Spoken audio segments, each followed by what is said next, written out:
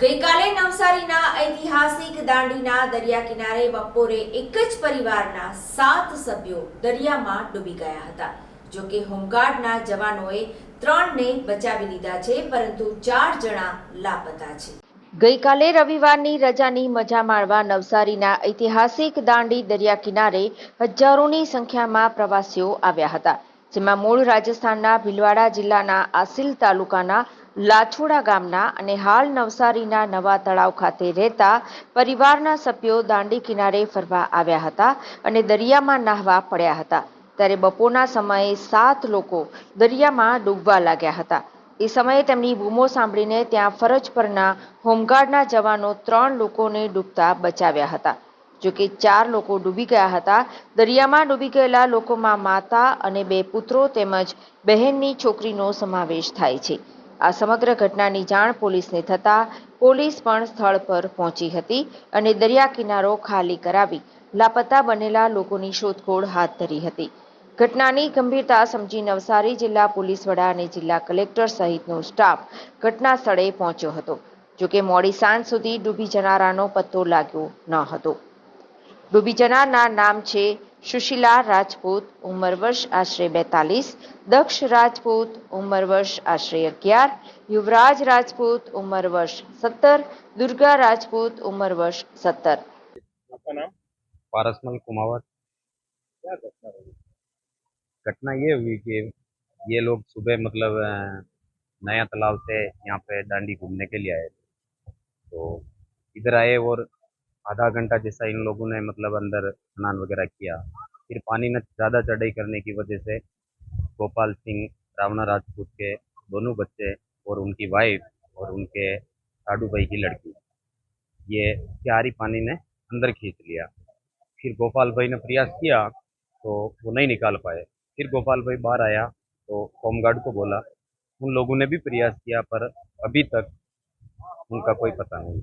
वो नया तालाब रहते हैं गोपाल भाई, खड़सुपा, नवसारी जिला, और मूल निवास हम लोग राजस्थान के भीलवाड़ा जिला, ग्राम पंचायत लाछोड़ा, तहसील मांडल। नाम? મારું નામ ચંદ્રકાંત અરવિંદભાઈ પટેલ છે। શું ઘટના બની હતી? બપોરના 21ના સુમારામાં પ્રવાસીઓ અહીંયા નાહવા માટે આવ્યા હતા। એ અરસામાં 10 જણા પાણીના પ્રવાહ ભરતી ચાલુ થઈ અચાનક એના પાણીના પ્રવાહમાં ઘસડાતા હતા। એ જોઈને અમે દોડ્યા, એને પછી અમે લાઈફ રિંગ અને લાઈફ જેકેટ લઈને દોડ્યા। એમાંથી અમે 3 જણાનો જીવ બચાવ્યો અને બીજા 4 જણાને દરિયાના પાણીમાં ગરક થઈ ગયા। કોને કોને જાણ કરવામાં આવી હતી અને કોણ કોણ હતું અહીંયા? અમારા અધિકારી ગણેશસિંહ પાટીલ તથા અમારા બીટ જમાતા અરવિંદભાઈ, પીઆઈ સાહેબને જાણ કરી હતી। કોણ કોણ આવ્યું હતું અહીંયા? આગળ કલેક્ટર મેડમ, એસપી સાહેબ, ડીવાયએસપી સાહેબ, પીઆઈ સાહેબ, એસઓજી તથા પોલીસની તમામ ટીમ અહીંયા આગળ આવેલી હતી। ગતરોજ 12 તારીખે દાંડી સ્થિત જે દરિયાકાંઠો છે ત્યાં એમ રજાના દિવસે બધા આજુબાજુના જિલ્લામાંથી બધા દરિયો નિહાળવા માટે, સમુદ્ર નિહાળવા માટે આવતા હોય છે। એમાં ગઈકાલે આશરે 1:30 થી 1:45ના અરસામાં 7 લોકો ભરતીમાં તણાઈ ગયા છે કે ડૂબી ગયા છે તેવા સમાચાર સામે આવ્યા હતા અને તેની જાણ ત્યાં સ્થાનિક હોમગાર્ડ જે મૂકેલા છે તેમને જાણ થતાં તેઓ બચાવની કામગીરી માટે દરિયામાં ઉતર્યા હતા। એના પરિણામે 3 લોકોનો બચાવ સુરક્ષિત રીતે કરી શકાયો હતો અને તેમને બચાવીને બહાર કાઢવામાં આવ્યા હતા। 4 લોકો મિસિંગ હતા। 4માંથી 3 બાળકો હતા, એમાંથી 2 પુત્ર અને તેમના માતા સુશીલાબેન અને એક તેમની ભાણી એટલે એક છોકરી, એવી રીતે 4 લોકો મિસિંગ હતા। વહીવટીતંત્રને અહીંયા કંટ્રોલ રૂમ ખાતે જાણ થતાં અહીંયા નગરપાલિકામાંથી જે ફાયરના રેસ્ક્યુના કર્મચારીઓ છે તે લોકો પણ ત્યાં સ્થળે પહોંચ્યા હતા અને કામગીરી શરૂ કરી હતી। ત્યારબાદ માનનીય કલેક્ટર સાહેબ શ્રી, જિલ્લા મેજિસ્ટ્રેટ શ્રી અને એસપી સાહેબ, હું અને ડીવાયએસપી શ્રી બધાએ ત્યાં મુલાકાત લીધી હતી અને સમીક્ષા કરી હતી। ત્યારબાદ ઢોલાઈ બંદર છે નવસારી જિલ્લામાં ત્યાં એક મરીન કમાન્ડોનું કન્ટિન્જન્ટ છે.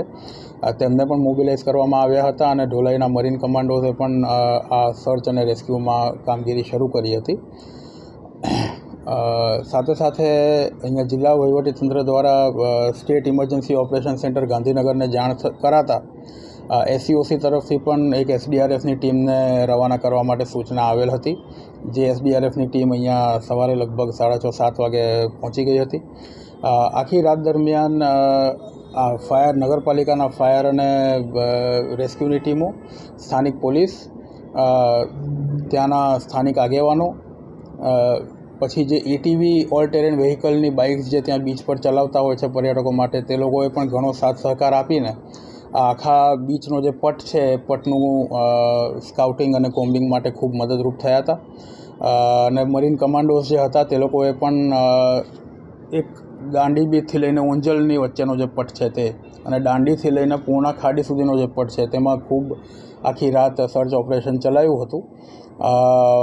મોડી રાતે લગભગ 12:30-1 વાગ્યા સુધી કોઈ સફળતા પ્રાપ્ત થઈ ન હતી, પરંતુ આજ સવારે ફરીવાર ભરતી આવી ત્યારે લગભગ 4:30-5:30ના અરસામાં દાંડી અને ઓંજલની વચ્ચે સુશીલાબેન અને એક પુત્ર એવી રીતે 2 જણાના મૃતદેહ મળી આવ્યા હતા.